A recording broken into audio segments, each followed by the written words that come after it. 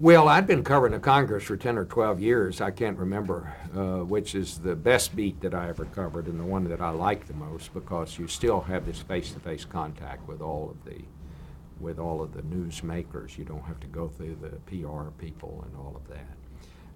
When I came to the Congress, when I came to Washington in 1969, most congressmen still uh, didn't even have press secretaries. They handled the press themselves. And now, the chairman of the powerful subcommittee on hides and skins even has a media coach and a press secretary and all that. But you still can, stand outside the floor of the House or the Senate and talk to these people one-on-one. And that's the best part of being a reporter. So anyway, Leslie Stahl was moving to 60 Minutes, and they asked me to do Face the Nation a couple of times, and I did, and then they offered the job. And it is the single best job in all of television. If you love to interview newsmakers, if you're interested in news and so forth, you don't even have to go to them. They come to you. And so how can you beat that? It's all indoor work.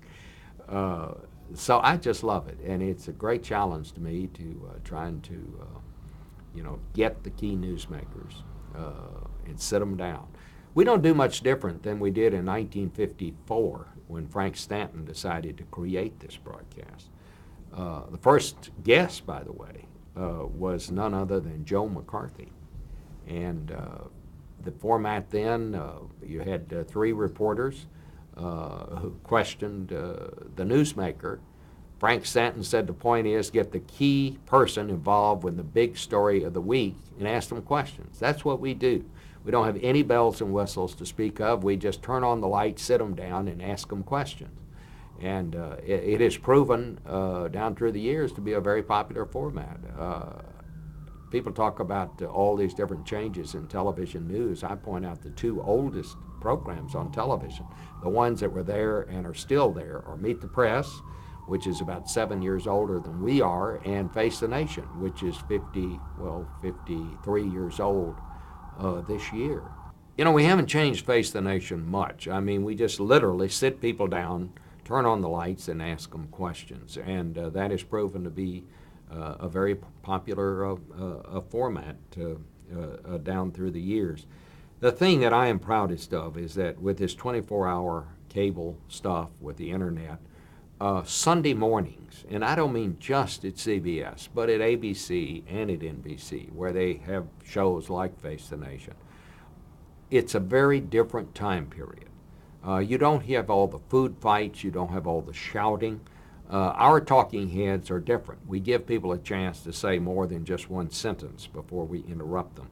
And oddly enough, there are not many places left on the television time periods where you have a chance to do that. So it's something that's really fun to be associated with and something I like very much. Oddly enough, we have a very small staff. It's myself, the executive producer, whose name is Karen Pratt, and a producer whose name is Denise Lai. And the three of us pretty much, we start Sunday morning after we finish our broadcast. We do it at 10:30 live, and at 11 o'clock we start talking about what's going to happen next week.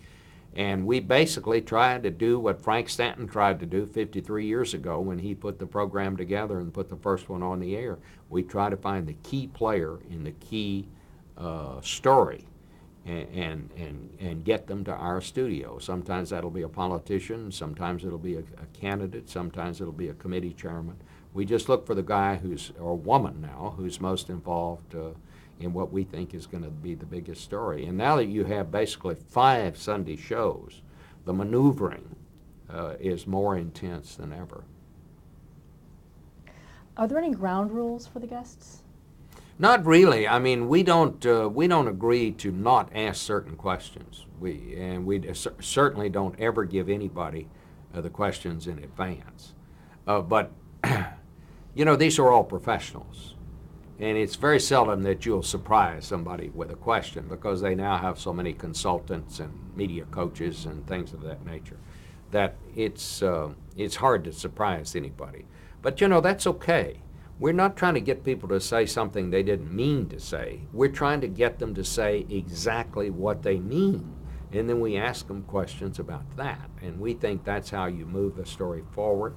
We think that's how we can inform people as to what's going on here.